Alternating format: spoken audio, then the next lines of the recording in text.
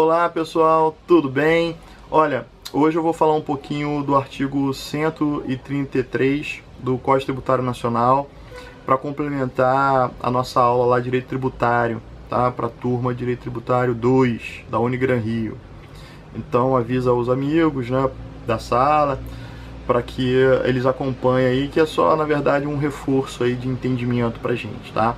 Então olha só, primeiro ponto. Nós estamos falando de responsabilidade tributária. Nós já falamos sobre a responsabilidade tributária na modalidade substituição tributária, onde nós abordamos substituição para frente, para trás, o artigo 150 da Constituição, o artigo 128. Já falamos também alguma coisa da responsabilidade tributária por transferência, que nós abordamos, na verdade, iniciamos a abordagem por aquela transferência na modalidade sucessão e falamos da sucessão inter vivos, lembram da questão do imóvel vendido em asta pública, ok? E também entre situações causa-mortes, como nós vimos o espólio, o inventário, ok? O inventariante, né? Então já falamos sobre isso. Iniciamos, inclusive, em sala de aula, o estudo da sucessão empresarial, com o artigo 132. E acho que ficou bem claro em sala de aula, né? O artigo 132, seu parágrafo único também. Bom, mas hoje eu vim aqui só para falar do artigo 133, porque ele é muito importante e como a gente não teve aula essa semana, né, em razão do feriado, eu prometi gravar esse vídeo para que vocês tenham aí um conteúdo também online, né? A gente já ganhe tempo para a próxima aula aí presencial. Tá ok, pessoal? Então vamos lá. Se você puder pegar aí o seu artigo 133 do CTN para a gente dar uma olhada, tá? Bom, o que tem de importante aí? Se vocês notarem o texto, eu não vou ler aqui o texto, né? Mas vocês têm aí na mão, ok? No smartphone e tal. Vocês vão notar que qualquer pessoa física ou jurídica, que adquira, vamos resumir, né, o fundo de comércio de um contribuinte, né, seja empresário industrial, comercial, né, ou exerça uma outra profissão, né, então até aquele que é uma profissão civil, ok, não empresária, também vai ter a sua responsabilidade passada para terceiros, tá? Então isso é importante ficar claro. Mas, pois bem, o que diz o 133? Que qualquer que adquirir o fundo de comércio, assim, de forma abrangente, a gente já sabe que é o ponto comercial, equipamentos, know-how, tecnologia e por aí vai, né, vai responder pela dívida tributária. Quer dizer, então nós temos um contribuinte que cessa a sua atividade, vendendo-a a terceiro, e esse terceiro passa a ser o quê? Um responsável tributário por sucessão empresarial, ok? Beleza? Passando então a ser um sujeito passivo da obrigação tributária. Nós vimos isso bem tranquilo.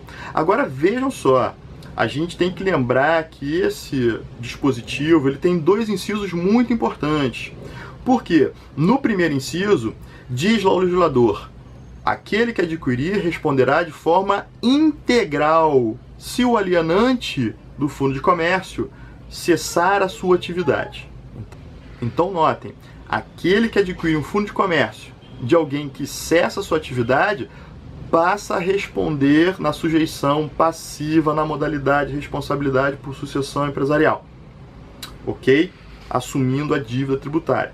Tá? Não estou falando aqui da dívida trabalhista, da dívida civil, aí é em outra disciplina, né? Aqui a gente está falando só do direito tributário, tá bom?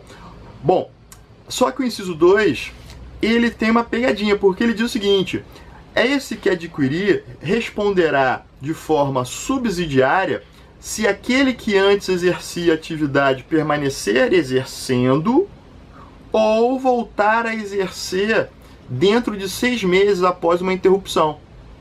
E aí fica mais complicado, né?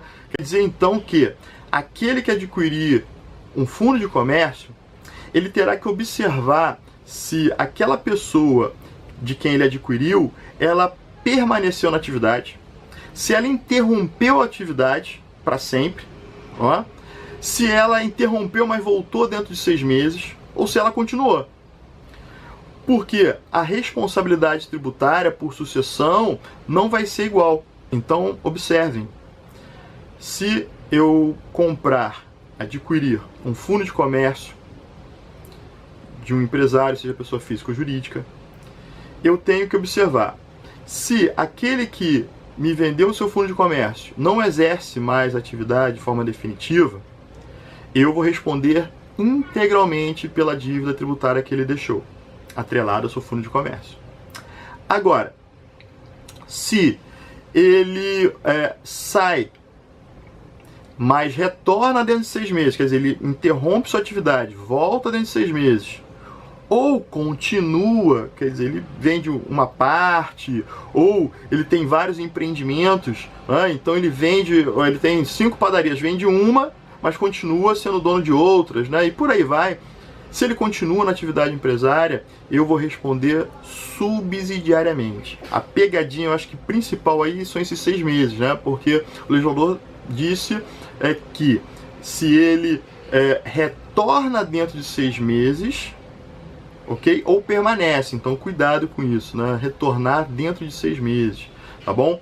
Bom, para terminar, pessoal, nós temos 2 parágrafos nesse artigo que, sinteticamente, né, vocês lendo aí, vocês vão observar, vão ver que tem uma sequência de incisos interessantes, porque eles, de certa forma, eles são exceções da exceção da exceção, né, mas de forma muito simples. Vou tentar traduzir aqui para vocês. Na verdade, o que nós vemos no caput, nesses 2 incisos que nós observamos, é que você tem que ter muito cuidado na hora de adquirir um fundo de comércio, porque senão você vai ser um sujeito passivo na modalidade responsável por sucessão empresarial. Pois bem, só que isso afetava muito as compras dentro de processos falimentares. Né? Nós temos o caso da Mesbla, de N casos, né? Da Rede Manchete, né? Que depois a Rede TV comprou. E o que aconteceu nesses casos todos? Eles compraram, essas empresas, né? Compraram essa massa falida, vamos dizer assim, né? Que são os equipamentos e todo o fundo de comércio dessas empresas que ruíram em determinado momento por uma crise econômica lá, vivenciada por eles. Só que essas empresas foram consideradas sucessoras, porque a legislação naquele momento, antes de 2005, não previa o que foi inserido aí no parágrafo 1º e 2º do artigo 133 do CTN. Nós temos, então, que prestar atenção nesse dispositivo. Nós temos, bem detalhado no parágrafo 1º e 2º do artigo 133, as exceções a essa responsabilidade. Quer dizer, se alguém adquirir uma massa falida, o ponto comercial, equipamentos, o estabelecimento de um empresário em recuperação ou falência, a dívida tributária existente não será transferida para o comprador desse fundo de comércio. Então isso é muito importante. Agora, notem, por favor, leiam os artigos, leia o artigo, leia os parágrafos e os incisos, para a gente tratar na sala de aula justamente das exceções. Então tem algumas pegadinhas aí interessantes, né? Porque evidentemente o legislador tinha que blindar, porque a possibilidade de fraude, né, de falências ou recuperações ficcionais, né, simuladas, seria uma brecha legal para fraudes, né? Por isso, tanto o parágrafo 1º como o 2º, eles detalham algumas situações. Então, por exemplo, evidentemente, o próprio empresário ou um dos sócios não pode participar do leilão, né? Porque seria uma forma de limpar, né, da dívida tributária aqueles bens e permanecer na propriedade do próprio empresário, que deixou de pagar os tributos. Então, tem algumas coisas importantes que aí em sala de aula a gente vai tratar com detalhe, tá bom? Então quero deixar aqui um abraço para vocês, bons estudos e até a próxima aula.